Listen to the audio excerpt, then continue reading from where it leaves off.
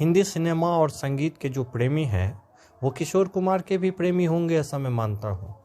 क्योंकि पहली बात तो ये कि किशोर कुमार के जो भी समकालीन थे वो सभी कमाल थे और नायाब गायक थे, लेकिन उनके भी जितने कदरदान हैं उनका आपस में कोई अंतर विरोध नहीं दिखता। कोई किसी को कमतर क्यों कहेगा?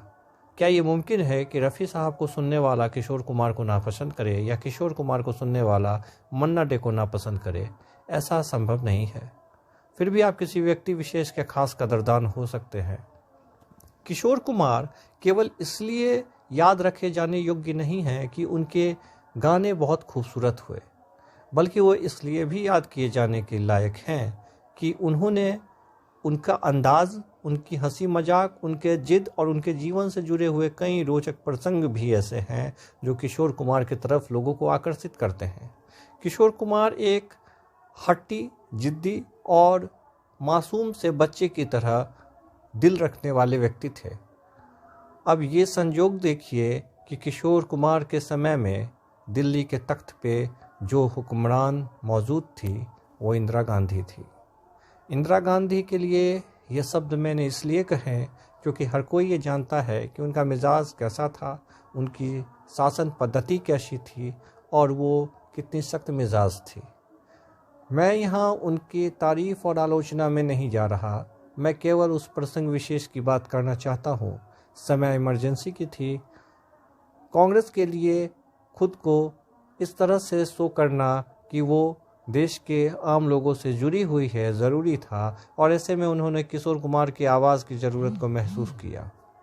किशोर से उन्होंने ये कहा कि आप हमारे लिए गाना गाइए, लेकिन किशोर दा ने ये शर्त रख दिया जो बड़ा ही वाजिब शर्त था कि मैं बिना मजदूरी कोई काम नहीं करता।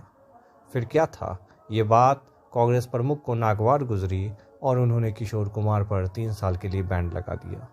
ये 3 साल के लिए बैन का जो अंतराल है ये शुरू में नहीं था, मतलब अनिश्चित काल के लिए किशोर कुमार को बैन कर दिया गया था। अब किशोर कुमार के मुश्किल का वक्त शुरू हुआ, क्योंकि बम्बई में और बॉलीवुड में सरवाइव कर पाना, वो भी बिना काम के, बड़ा ही मुश्किल होता है। ना तो वो दूरदर्शन पर आ रहे थे, ना तो रेडियो पर आ रहे थे, ना किसी फिल्म मेकर को इतनी हिम्मत हो रही थी कि वो किशोर कुमार को अपनी फिल्म में गवाए, और ना ही किसी साथी कलाकार को इतनी हिम्मत हो रही थी कि वो किशोर कुमार को फाइनेंशियली सपोर्ट कर सके। दूसरी बात ये भी थी कि किशोर कुमार इस तरह की मदद लेते भी नहीं थे। तब कई लोगों ने किशोर दा को ये सलाह दिया कि आप झुक क्यों नहीं जाते, आप इंदिरा गांधी से कंप्रोमाइज़ क्यों नहीं कर लेते। मज़े की बात यह है कि किशोर दा ने ये कहा कि इस 3 साल के दरमियान इंदिरा गांधी से उनकी 3 मुलाकात हुई और वो दोनों बड़े ही प्रेम से एक दूसरे से मिले। इंदिरा ने हमेशा की तरह उनको बुलाया, अपने पास बिठाया, उनका हालचाल पूछा। किशोर कुमार ने भी बड़ी इज्जत से उनसे बात की, बड़ी मोहब्बत से उनसे बात की। ना कभी किशोर कुमार ने उनसे ये कहा कि अब मुझे गाने दीजिए, और ना कभी इंदिरा गांधी ने उन्हें ये कहा कि अब आप मेरा गाना गाएंगी या नहीं। इन दोनों के दरमियान जितनी भी बातें हुई उसमें उस प्रसंग की कभी कोई बात नहीं हुई। किशोर दा ने ये कहा कि मुझे अच्छा लगा कि मैं अपनी ज़िद पर हूँ और वो अपनी ज़िद पर हैं। हम एक दूसरे को उनका ज़िद तोड़ने के लिए ना तो गुजारिश कर रहे हैं, ना तो ऑर्डर दे रहे हैं, और हम एक दूसरे की ज़िद की आबरू भी रख रहे हैं। अब इस तरह की बात तो किशोर कुमार ही कर सकते थे, मगर किशोर कुमार की इस फाइनेंशियल परेशानी को देखते हुए राजेश खन्ना बहुत परेशान थे। अब राजेश खन्ना किशोर कुमार के भी दोस्त थे, और राजेश खन्ना का राजीव गांधी के साथ भी दोस्ती था, मतलब कि इंदिरा गांधी के साथ भी उनका अच्छा रिलेशन था और किशोर कुमार के साथ भी। वो इस बात की गंभीरता को समझते थे कि क्योंकि किशोर कुमार और इंदिरा गांधी दोनों ही काफ़ी अलहदा और नायाब तरह के लोग हैं, इसलिए इस सिचुएशन को कोई हल्की बात कहकर या हल्के प्रस्ताव देकर ख़त्म नहीं किया जा सकता, बल्कि इसको गंभीरता से लेना होगा। वो किशोर कुमार की परेशानी को दूर करना चाहते थे, लेकिन वो ये भी समझते थे कि डायरेक्ट पैसे देने की अगर मैं बात करूं तो किशोर नहीं देंगे।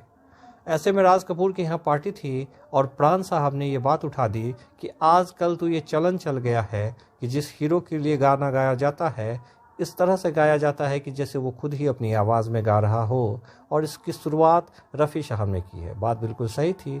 रफ़ी साहब जब शम्मी कपूर के लिए गाते थे तो लगता था कि शम्मी कपूर गा रहे हैं, और जब राजेंद्र कुमार के लिए गाते थे तो लगता था कि राजेंद्र कुमार गा रहे हैं।